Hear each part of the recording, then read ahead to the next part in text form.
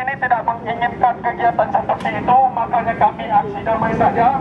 Dan tolong didengarkan dan tolong temui kami Bapak Dewan yang terhormat, Bapak Dewan ini.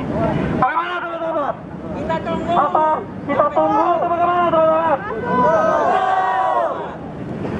Apakah kita masih yang terhormat izinkan kami masuk Bapak? Karena sampai hari ini tidak rakyatnya. Kami ini tidak dianggapnya masyarakat lagi Bapak Ibu. Kita sudah sopan-sopan datang ke sini melaksanakan aksi damai ini, tetapi mereka tidak menganggap kehadiran kita sahabat-sahabat. Apakah teman-teman mau masuk?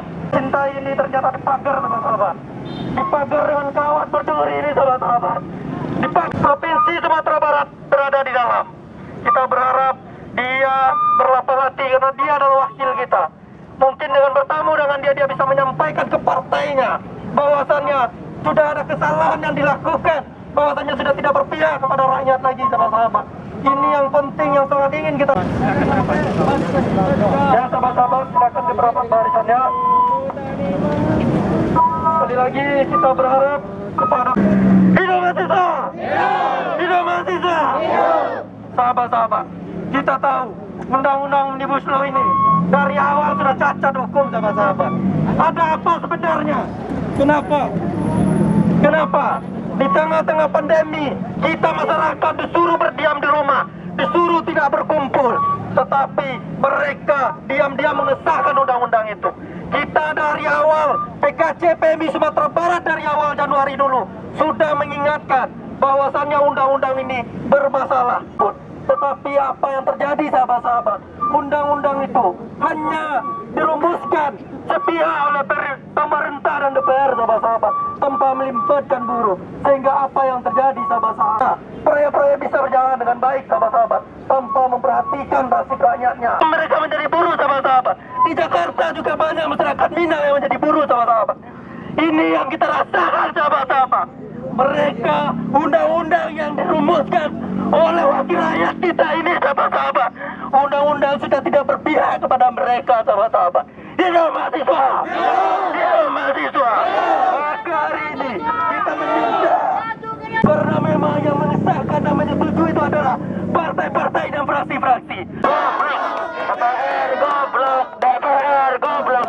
Apakah tidak goblok seperti ini kan? Kita tidak membunuh DPR kawan-kawan. Kita tidak menyerang DPR kawan-kawan. Kita buktinya kita tidak membawa senjata kawan-kawan. Betul? Kita hanya membawa bendera kawan-kawan dan membawa aspirasi masyarakat kawan-kawan semuanya. Sepakat kawan-kawan? Kalau kita membawa senjata, kalau kita membawa pisau, betul. DPR goblok, DPR goblok. Goblok, DPR goblok, DPR goblok. Tapi apa yang dilakukan oleh DPR? Apa yang dilakukan oleh pemerintah?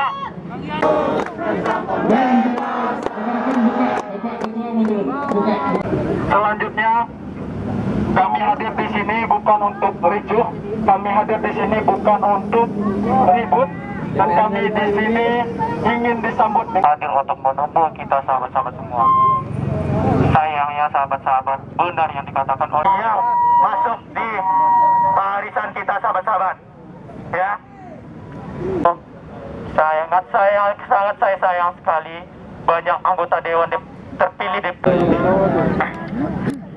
Sekali lagi sebelum saya sampaikan pernyataan sikap ini, kami dari PKC PMI Sumatera Barat bersama dengan cabang PMI Sumatera Barat menyampaikan tuntutan-tuntutan kami tentang Undang-Undang Omnibus Law yang baru saja ditetapkan oleh kawan-kawan kita kemarin, ditanggapi oleh Bapak DPRD, Ketua DPRD Sumatera Barat, bahwasannya aksi ke DPRD itu salah, sebaiknya tidak ke DPRD.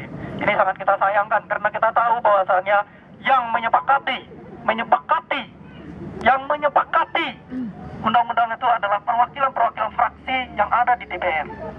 Itu adalah yang menyepakati. Artinya kita akan ke DPRD Provinsi Sumatera Barat, karena di sini juga selaku Ketua PKC PMI Sumatera Barat bersama dengan sahabat-sahabat Ketua Umum cabang dan cabang-cabang kami di PMI Sumatera Barat menyampaikan beberapa pernyataan sikap ini, dan sekali lagi kami mohon untuk disampaikan dan diteruskan.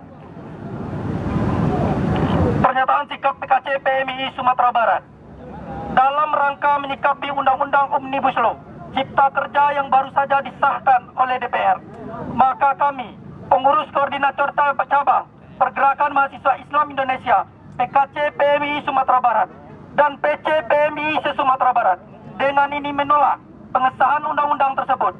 Adapun poin-poin penolakan substansi PKC PMI Sumbar terhadap Undang-Undang Cipta Kerja adalah: yang pertama, PKC PMI Sumbar kecewa karena DPR dan pemerintah tidak peka terhadap kesengsaraan rakyat di tengah pandemi COVID-19 dan tidak fokus untuk mengurus dan menyelesaikan persoalan COVID-19, justru membuat regulasi yang merugikan buruh dan rakyat, malahan membuat regulasi yang menguntungkan para investor dan pengusaha. Kedua, PKC PMI Sumatera Barat mengatakan DPR dan pemerintah telah memfasilitasi kepentingan monopoli ekonomi, korporasi, dan oligarki yang dilegalkan dalam Undang-Undang Cipta Kerja dengan dalil mendorong pemulihan ekonomi nasional dan membawa Indonesia memasuki era baru perekonomian global untuk mewujudkan masyarakat yang makmur, sejahtera, dan berkeadilan. Ketiga, PKC PMI Sumatera Barat berpendapat proses pembentukan Undang-Undang Cipta Kerja tidak partisipatif dan eksklusif. Seharusnya proses pembuatan dilakukan dengan para pekerja dan menyerap aspirasi pihak pekerja yang diatur proses pembentukannya melanggar prinsip kedaulatan rakyat sesuai pasal 1 ayat 2 Undang-Undang Dasar 1945 dan tidak mencerminkan azas keterbukaan sesuai pasal 5 Undang-Undang Nomor 12 Tahun 2011 tentang pembentukan peraturan perundang-undangan. Terlebih, pembentukan dan pengesahannya dilakukan di tengah pandemi COVID-19. PKC PMI Sumbar merasa Undang-Undang Cipta Kerja tidak menjamin kepastian hukum dan menjauhkan dari cita-cita reformasi regulasi. Sebab pemerintah dan DPR berkilah bahwa RUU Cipta Kerja akan memangkas banyak aturan yang dinilai overregulated. Namun, faktanya nanti akan banyak pendelegasian pengaturan lebih lanjut pada peraturan pemerintah, seperti peraturan pemerintah yang justru dikhawatirkan akan memakan waktu lama, menghambat pelaksanaan kegiatan yang ada di dalam Undang-Undang Cipta Kerja. Kelima, PKC PMI Sumatera Barat mengatakan DPR dan pemerintah tidak pro terhadap rakyat kecil, yang khususnya buruh, sebab terdapat beberapa pasal-pasal bermasalah dan kontroversial yang ada di dalam bab 4 Ketenagakerjaan Undang-Undang Cipta Kerja, yakni pasal 59 terkait kontrak tanpa batas, pasal 79 hari libur yang dipangkas, pasal 88 mengubah terkaitnya pengupahan pekerja, pasal 91 aturan mengenai sanksi bagi pengusaha yang tidak membayarkan upah sesuai ketentuan yang dihapus lewat Undang-Undang Cipta Kerja, pasal 169 Undang-Undang Cipta Kerja menghapus hak pekerja atau buruh mengajukan permohonan pemutusan hubungan kerja atau PHK jika merasa dirugikan oleh perusahaan.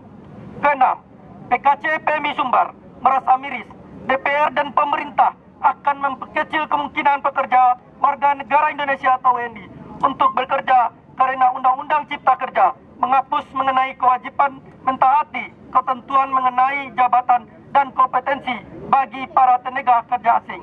Dengan disahkannya Undang-Undang Cipta Kerja, tenaga kerja asing atau TKA akan lebih mudah masuk karena perusahaan yang mensponsori TKA hanya membutuhkan rencana penggunaan tenaga kerja asing tanpa izin lainnya.